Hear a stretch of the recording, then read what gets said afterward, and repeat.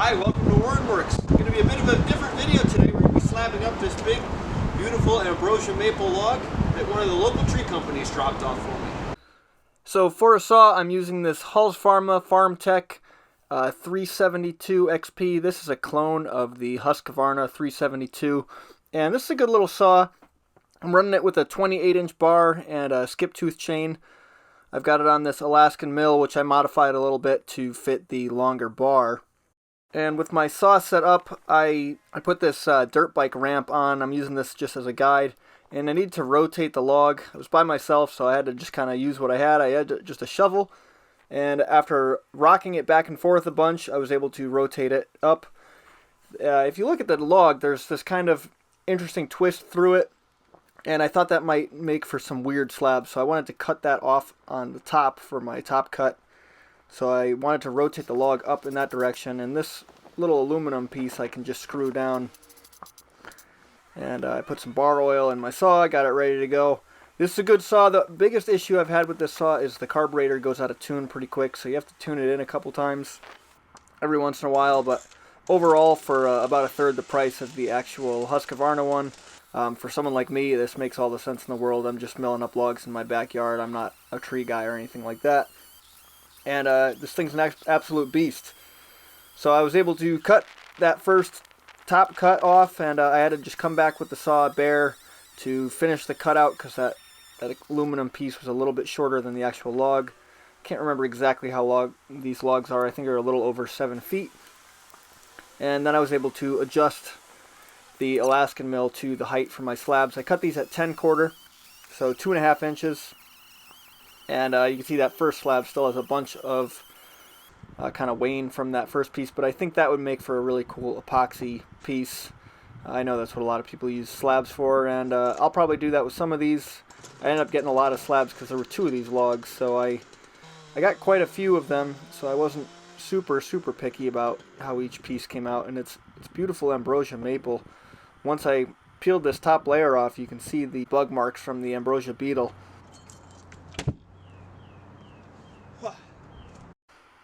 But the interesting thing about these logs was it had this interesting heartwood section, and I really wasn't sure what I was going to find once I got into that. After ripping through this second slab, I really got into the heartwood, and you can see this just gorgeous wood inside here. I've never seen anything like this. I don't know if this tree had an infection or some kind of fungus or something.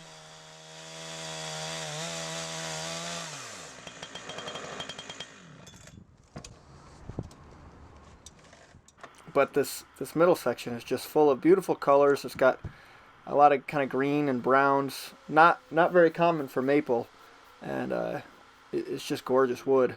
So I was super happy to have slabbed this up. The local tree guy I know, he's a friend of mine, and he cut these trees down, he cut this tree down a little while back, and he asked if I wanted the logs, and I didn't really have the time to do it, but I had just picked up the saw, so I said, you know what, why not? I'll mill these up, and I'm really glad that I did, because look how gorgeous this wood is. And once this is dry, it's going to make for some really pretty tables. And each one of these cuts took about 10 minutes. I wasn't really horsing the saw, but I thought 10 minutes was pretty impressive to cut a slab with a chainsaw mill. And once you get rocking and rolling here, it just that Alaskan mill attachment just references off the past cut. So as long as you get a nice, good first cut, all these slabs stay pretty nice and straight. And these were just heavy enough that I was able to move by myself. If they were any heavier than that, I think I would have had a hard time flipping them over. And then I would put a hatchet in the back so that it wouldn't pinch on the blade. I would send that in once I got about halfway through the cut. And this was an interesting day. It was kind of the middle of winter here. And you can see I had a pretty nice view that day, clear skies. Can't really complain when you're outside and enjoying the weather. I like doing anything outside that I can. This is right outside of my shop, and it kind of has this nice little view of my patio, and the fire pit was full of junk, and I thought that made for a pretty unsightly backdrop for my video here, so I decided, you know what, may as well burn it. While we're running chainsaws and using the most dangerous tool I have, may as well add a little more danger and start a big fire. I had the Christmas tree in there and this big old subwoofer box that had been sitting in my shop for a few years, just taking up a ton of space. I don't know what I was thinking leaving that in there. But I don't have subwoofers in my car anymore. That's not something I really care about. like I used to when I was younger. But with the fire running and the chainsaw running, it was just kind of a cool experience, making a big mess, getting sawdust everywhere, and burning all the old junk. And I was just having a good afternoon. I think this was back in February or January, I can't exactly remember, but it was warm enough outside and there was no snow on the ground that I could be out there and just getting it done.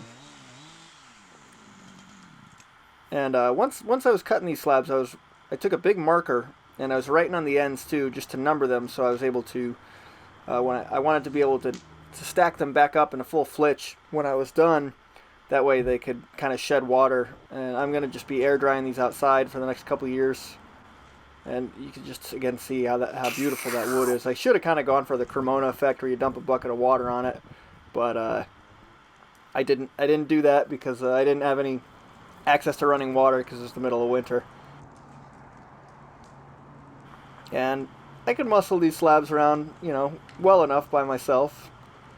And I was just kind of stacking them all up, stacking them around, just to kind of look at all of them and see how they all looked. And that way I could clean off the bottom side too. Just using a witch's broom for that. This last piece, I knew I could get one more slab out of this. I was out of the heartwood and just into that kind of ambrosia maple there, but they still make for cool slabs, so swept that off, and I guess I had a little bit of the heartwood left still in that one, but the other side I knew wouldn't have it. So I propped it up on a piece of 2x4 and an old cut off from a beam, and that way it just lifted it up a little bit. I didn't want all that dust getting sucked into the intake. The air filter, I was knocking it out after every couple cuts because it was making a lot of dust. I probably should have sharpened my blade again at this point, because at this point I was making a lot of fine dust. And this is what I was talking about earlier, where the saw would kind of go out of tune, and you just have to adjust that carburetor. Usually it's just the low idle, or the low jet. I don't know a whole lot about small engines, but I was able to watch some other videos and figure out how to get it running pretty well. And I do know that you can swap out an actual Husqvarna carburetor, which I'll probably do eventually, because a lot of the reviews on this saw, that was the one thing that people said, is the carburetor goes out of tune, and that's definitely true. I had a lot of trouble with that, especially when I first got the saw. I didn't really know how to tune it in right. But it does run really well once you get it in tune, but it's a pain to have to tune it every probably hour or so of running the saw, so that's not great. Beautiful. And even just that ambrosia maple is really pretty, even when it's not in the heartwood, when it's just in the sap there. That beetles leave a cool pattern, and I think, I would like to make some tables out of these, but I think they would make some really cool, dressers or bureau sides or even panels for doors. I just think this is cool wood. I love maple. I'm personally a big fan of maple, and I think the ambrosia maple is really cool. Here I'm marking the ends with the numbers, and I got 8 total cuts out of there, including the top and bottom cap. So I just wanted to number everything so I could keep track of it and stack it back up together. I couldn't quite stack these by myself, so I was going to need a hand with that, and I got my brother to help me out with that a little later on. Unfortunately, I don't have any video of that. It was kind of nighttime, and here I'm just cleaning that all up, just snow shoveling the dust. But what I ended up doing was I took some 4x4s and I set them down. I made sure to level out the ground nice, and I stickered. I put 3/4 by 3/4 stickers is what I used. I just cut up some old pine, used it for that, and here they are now. This is probably 4 or 5 months later, and I ratchet strapped the logs down so they're nice and tight, keeping that pressure on them to hopefully keep them flat. I put anchor seal on the ends too, so to try to minimize the checking, and they're getting some checking in the end grain, but that's to be expected, especially just leaving them outside like this. But I really should have some kind of cover over them, just a piece of plywood or something.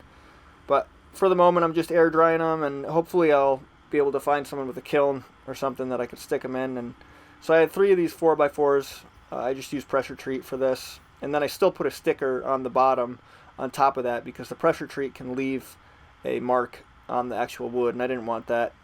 But this is a fun little process I figured I'd share, and yeah, this should make some fun projects. So as always, thanks for watching.